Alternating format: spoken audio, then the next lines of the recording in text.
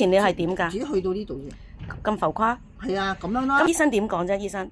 醫生話我呢度有啲發炎，佢話呢度會係有個膜嘅，咁因為你呢度操勞過度，咁咧就會出現啲咁嘅問題咯。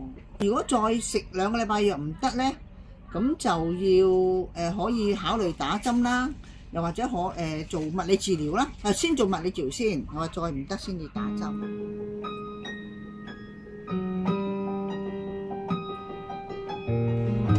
見到紅紅地啊，係咪啊？你而家隻手屈唔屈得埋啊？屈到啊！嗱！好啊，起碼幫到你先。係啊，而家可以好啲，係唯獨因為本身有少少彈弓手嘅，但係而家根本之前係唔可以咁樣咯，至多。係啊，因為我頭先見到你咁嘅啫。係啊。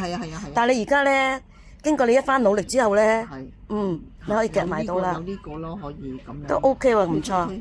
好啦，咁你繼續。姑娘又幫我通咗呢度咧。係啊，呢度。幫我通咗呢度咧。散咗啦，呢度啲刮痧。係啊。Very good。唔該晒你。